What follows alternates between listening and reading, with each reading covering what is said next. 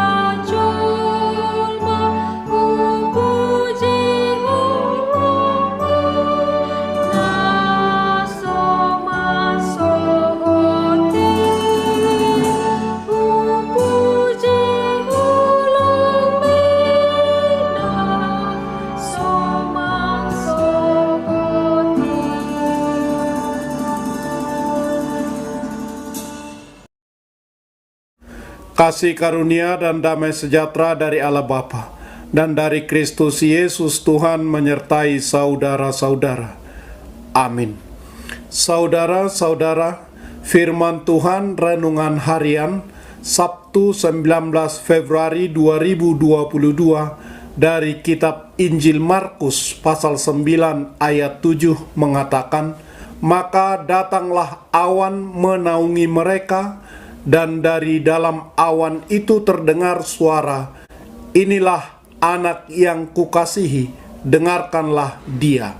Dalam bahasa Batak Toba mengatakan, "Jala Roma obbun sada mangalinggomina sida, laos makuling masuara sian bagasan obbuni didokma, oddo anak haholongakku, tangihon hamuma ibana." Demikian firman Tuhan. Saudara-saudara, awan terdiri dari tetesan kecil air yang hampir tidak terpengaruh oleh gravitasi, berada dalam udara lembab yang lebih ringan daripada udara kering. Tetesan ini dikelilingi oleh selimut udara hangat kecil yang mengangkatnya ke arah langit. Itulah sebabnya awan dengan berat miliaran ton bisa tetap mengapung di langit. Pemazmur mengajak kerajaan-kerajaan bumi untuk menyanyi bagi Allah, bermazmur bagi Tuhan dan mengakui kekuasaan Allah. Kemegahannya ada di atas Israel, kekuasaannya di dalam awan-awan. Mazmur 68 ayat 35. Perubahan bentuk rupa, transfigurasi atau peristiwa Yesus dimuliakan di gunung, bertemu dengan Musa dan Elia dalam kemuliaan, terjadi pada saat menentukan dalam karya Yesus. Ia tahu bahwa para pemuka Yahudi berniat membinasakannya, sementara banyak orang tidak mengetahuinya.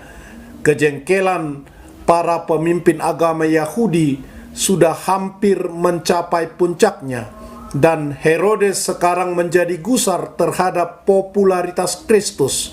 Di sisi lain, para murid mengakui dia sebagai Mesias, namun dengan pemahaman kemesiasan yang tidak tepat. 6 hari setelah pemberitahuan pertama tentang penderitaannya, Yesus mengajak Petrus, Yakobus, dan Yohanes naik ke sebuah gunung yang tinggi. Di depan ketiga murid itu, Yesus berubah rupa dan pakaiannya sangat berkilat-kilat. Bersama Yesus tampak Musa dan Elia. Keduanya berbicara tentang Yesus. Petrus pun sangat bahagia melihat hal itu dan berniat membuat kemah bagi Yesus, Musa, dan Elia. ia seolah mau berkata begini, keadaan mulia ini cocok dengan harapan kami akan Mesias. Biarlah kami membuat hal ini abadi dengan membuat kemah bagi mereka. Dengan demikian, Petrus masih belum bisa menangkap kemesiasan Yesus. Markus menyebut tindakan Petrus itu sebagai ketidaktahuan. Setelah Petrus berkata demikian, datanglah awan menaungi mereka. Dari awan itu terdengar suara dari Bapa, "Inilah anak yang kukasihi, dengarkanlah dia." Suara Bapa itu menegaskan kepada para murid agar mereka hanya mendengar suara Yesus saja. Kemesiasan Yesus tidak seperti yang dipikirkan Petrus. Ia akan mencapai kemuliaannya dengan melewati salib dan kematian. Karena itu, Yesus melarang Petrus, Yakobus, dan Yohanes menceritakan peristiwa itu kepada banyak orang. Tujuannya adalah supaya banyak orang hanya mendengarkan suara Yesus, bukan suara Petrus, bukan suara Yohanes, bukan suara Yakobus. Karena baik Petrus, Yohanes, dan Yakobus, mereka belum mengerti kemesiasan Yesus. Sejak peristiwa baptisan Yesus di Sungai Yordan, suara itu sudah bergema, sebab banyak orang yang masih mendengar suaranya sendiri, bukan suara Yesus. Kata mendengarkan digunakan untuk menggambarkan saat kita benar-benar menyimak sebuah suara dengan penuh perhatian. Sedangkan kata mendengar digunakan saat kita mendengar suara bukan karena kita mendengarkan suara itu, melainkan kita mau tidak mau memang harus mendengarnya.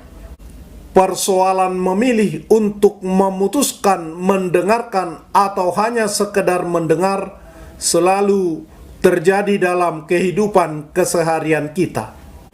Apabila aku bertemu dengan perkataan-perkataanmu, maka aku menikmatinya. Firman-Mu itu menjadi kegirangan bagiku dan menjadi kesukaan hatiku, sebab nama-Mu telah diserukan atasku, ya Tuhan Allah semesta alam.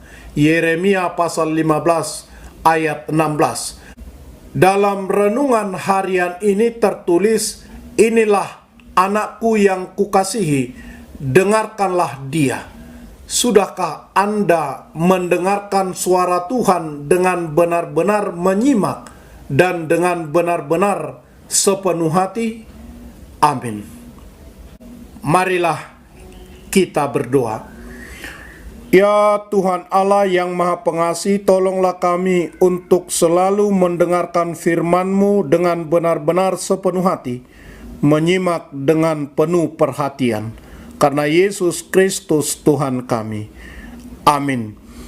Marilah kita menyanyikan buku nyanyian HKBP dari nomor 457 ayat 1.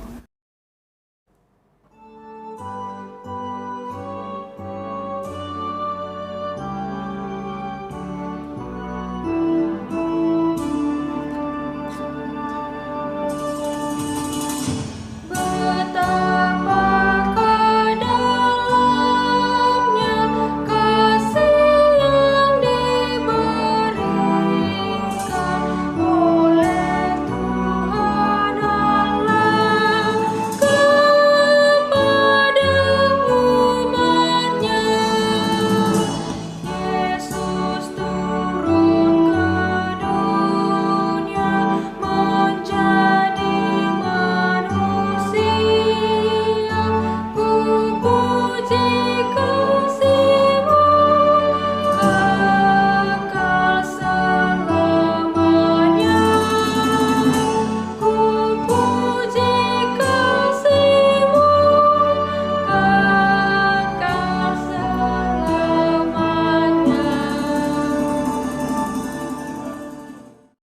kita bersama-sama berdoa dengan doa Bapa kami.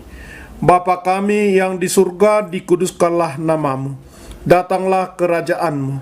Jadilah kehendakmu di bumi seperti di surga. Berikanlah kami pada hari ini makanan kami yang secukupnya.